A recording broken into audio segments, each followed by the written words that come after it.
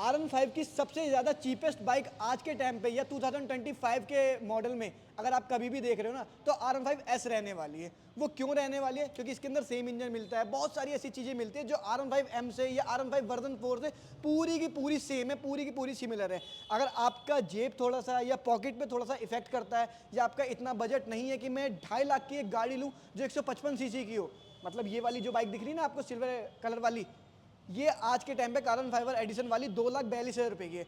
But उसको छोड़ के सेम इंजन सेम स्पेसिफिकेशन लेके हम इसकी तरफ क्यों नहीं जा सकते, R15S की तरफ, जो दिखने में थोड़ी सी V3 की तरह लगती है। बट मैं आज मैं इसका रिव्यू करके बताऊंगा कि 2025 में अगर आप एक R15 या एक स्पोर्ट्स बाइक लेने का शौकीन कर रहे हो ना, या लेने का मन कर रहा है आपका कि एक वैल्यूएबल इंजन हो या इंजन लॉन्ग टर्म तक चले, उसकी जो क्वालिटी है वो आपके बजट में आ जाए, बहुत सारी ऐसी चीज़ें जो आपके हक में रहें, बाहर ना जाए, तो उन सारी कंडीशन में आप R15S की तरफ जा सकते हो। मतलब R15S के अंदर देखो, सबसे पहले मैं बता देता हूँ, आपको पता कैसे चलेगा कि R15 V3 है या R15S है। हालांकि है तो दोनों, बट इसके अंदर आपको एक सिंगल सीट मिलती है जो थोड़ी सी स्प्लिट भी है। फैमिली पर्पस तो नहीं है, बट अगर पिलियन पर्पस से देखोगे ना तो बहुत ज़्यादा कंफर्टेबल ये बाइक रहने वाली है। वो क्यों रहने वाली है? क्योंकि इसकी जो सीट है वो सिंगल सीट है, बीच में जो स्पेस खत्म हो जाता है ना, वहाँ पे ये सीट की वजह से स्पेस भर जाता है। आगे से आप देखोगे तो R15 V3 की तरह थोड़ी सी लगेगी।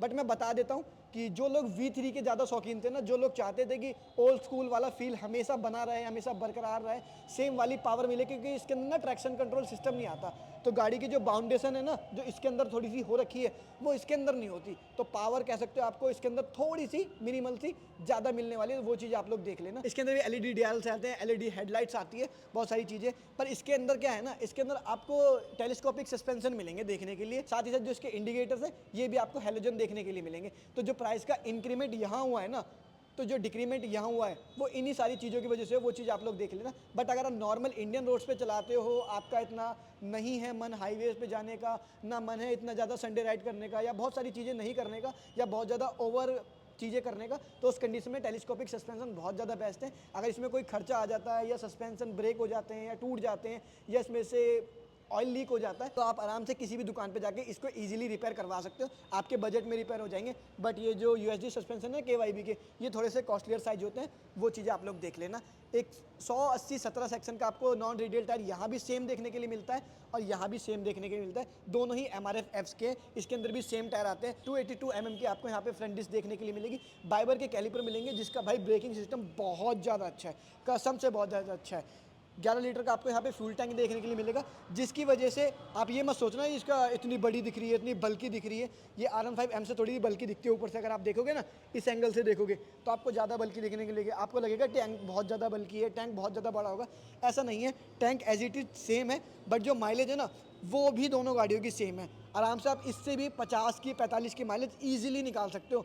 अगर आप नॉर्मल चलाने वाले हो, थोड़ा सा हार्ड चलाओगे तो आपकी माइलेज 42 या 40 के आसपास आ जाएगी, वो चीज़ आप लोग देख लेना। अब मैं आता हूँ इसके थोड़ा सा ओल्ड स्कूल वाले मीटर पे। ये रहा जो इसका ऑन भी हो रखा है, एक बार ऑफ करते हैं फिर ऑन करते हैं। ये रहा, ये कुछ इस तरीके से, मतलब MT15 की तरह ये कुछ ऑन होता है, और MT15 वाला ही मीटर है जो रिसेंटली आता है। हालांकि इसके अंदर आपको चीज़ें सारी की सारी सेम मिलेंगी, ब्लूटूथ कनेक्टिविटी नहीं मिलेगी देखने के लिए, वो चीज़ें आप लोग देख लेना। कि आप सोचो मैं गाना बदल लूँ, गाना सुन लूँ, या turn by turn navigation map देख लूँ, या कॉल उठा लूँ, पिकअप एंड डिक्लाइन कर लूँ, वो सारी चीज़ें आप इसके साथ नहीं कर सकते। ब्लूटूथ कनेक्टिविटी इसके साथ नहीं आती, और जो स्विचेस की क्वालिटी है वो भी थोड़ी सी ओल्ड स्कूल वाली है, तो वो चीज़ें आप लोगों को इसके अंदर देखने के लिए मिलेंगी, उसके अंदर देखने के लिए नहीं मिलेगी। उसके अंदर पूरी की पूरी चीज़ें जो हैं वो चेंज आती हैं।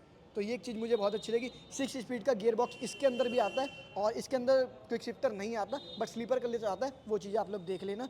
ये रहे इसके पीछे के इंडिकेटर, पार्किंग लाइट है वो भी इसकी हेलोजन है। अब थोड़ा सा पीछे की तरफ आते हैं, क्योंकि जो इसका इंजन है ना, engine as it is same है, चाहे इसका वर्जन 3 ले लो, चाहे ये R15S मॉडल ले लो, या वर्जन 4 ले लो, या वर्जन M ले लो, R15M ले लो, सारे मॉडल में इसका जो इंजन है वो सेम रहने वाला है।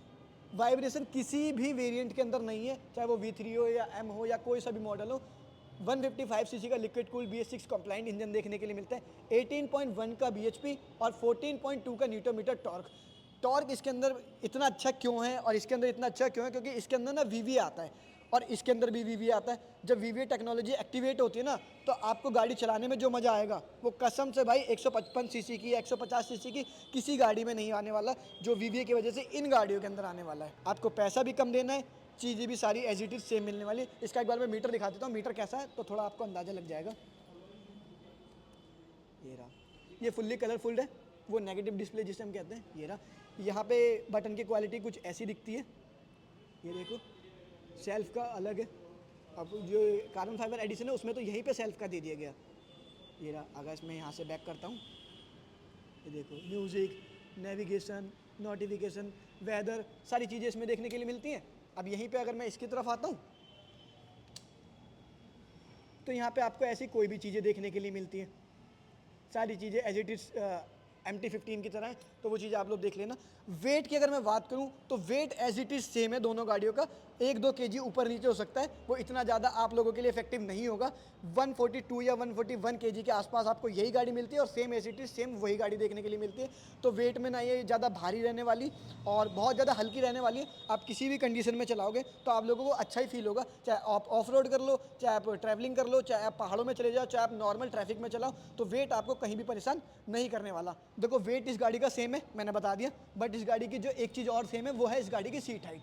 मेरी 5.5 फीट हाइट है और मेरे कुछ इस तरीके से पंजे पंजे आते हैं और मेरे शुरू से ही आते हैं, और तब भी मैं इस गाड़ी को इजीली मेंटेन कर लेता हूँ, किसी भी कंडीशन में ले जाता हूँ। मुझे सोचना नहीं पड़ता कि अगर मैं वहाँ ले जा रहा हूँ तो गाड़ी आगे पीछे होगी या नहीं होगी। हाँ एक चीज़ है, क्योंकि मैंने इस गाड़ी को बीच में एक बार चलाया था जब हम केदारनाथ गए थे, ये गाड़ी ना एग्रेसिव बहुत ज़्यादा है और R15M उतनी नहीं है, उसमें 2 इंचेस का, या इसमें दोनों गाड़ियों में 1-2 mm का या 1-2 इंचेस का फ़र्क है, वो थोड़ी सी ऊपर है, ये और ज़्यादा एग्रेसिव है। तो इसमें और जल्दी, मतलब और fast back pain, neck pain, shoulder pain हो जाता है। ये गाड़ी बहुत ज़्यादा झुक के चलानी पड़ती है, अगर ट्रैफिक आ गया ना, मतलब अच्छा खासा ट्रैफिक आ गया, इस बाइक में आपका जल्दी पेन क्रिएट होगा, उसमें थोड़ा सा समय लगाएगा।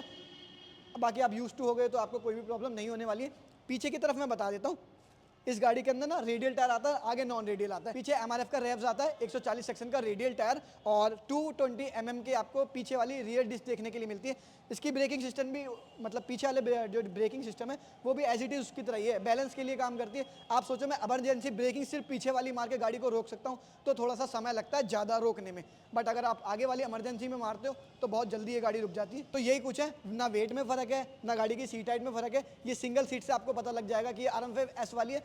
अब मैं बताता हूँ किन लोगों को ये वाली बाइक लेनी चाहिए, स्पेशली जो वीडियो का टॉपिक था कि क्यों हमें इस बाइक की तरफ जाना चाहिए। आपको इस बाइक की तरफ इसलिए जाना चाहिए अगर आप एक ओल्ड स्कूल के शौकीन हो, आप चाहते हो कि मुझे R15 V3 जैसा कुछ चाहिए। मैं V3 का बहुत लवर था, जब V3 लॉन्च हुई थी मुझे तो वही गाड़ी पसंद थी, तो उस कंडीशन में आप इस गाड़ी की तरफ जा सकते हो। और एक कंडीशन की तरफ आप इसकी तरफ तब भी जा सकते हो जब आपकी जेब पे थोड़ा सा इफेक्ट कर रही हो वो वाली गाड़ी, क्योंकि वो बहुत ज़्यादा कॉस्टली है। 50,000 रुपये हर किसी के लिए अहमियत रखते हैं भाई, कि यार 50,000 रुपये हम 155 सीसी पे सेम इंजन पे दे रहे हैं एक्स्ट्रा, तो वो चीज़ें हमारे लिए वैल्यूएबल है या नहीं है। तो उस कंडीशन पे भी आप इसकी तरफ जा सकते हो। तीसरे रीज़न पे आप इसकी तरफ इसलिए जा सकते हो कि इस गाड़ी की ना स्प्लिट सीट आती है, सेम इंजन आता है, सेम इसके अंदर पावर आती है, सेम इसके अंदर फीचर आते हैं, सारी चीज़ें सेम आती हैं। तो मैं उतने फालतू पैसे क्यों ही दूँ, थोड़ा बचा लेता हूँ, बाद में कभी भी मन करेगा तो चेंज कर लूँगा। तो इन सारी कंडीशनों की वजह से आप इसकी तरफ जा सकते हो। और अगर आपको फीचरफुल गाड़ी चाहिए तो वो आपके सामने खड़ी है, बाकी और सारी गाड़ियाँ सामने स्क्रीन पे शो हो ही रहेंगी। और करते हैं इस वीडियो को एंड। अगर किसी भी मेरे भाई को यामाहा का कोई सा भी प्रोडक्ट चाहिए, चाहे R15 वर्जन M चाहिए हो, चाहे पीछे एरोक्स के कोई भी स्कूटर चाहिए या कोई सी भी सारी चीज़ें हो, तो नॉर्थ ईस्ट दिल्ली में भजनपुरा शोरूम के, मतलब यामाहा के शोरूम की सारी डिस्क्रिप्शन में डिटेल में डाल दूंगा। करते हैं इस वीडियो को एंड, मिलते हैं किसी नेक्स्ट ब्लॉग में। Till then bye bye.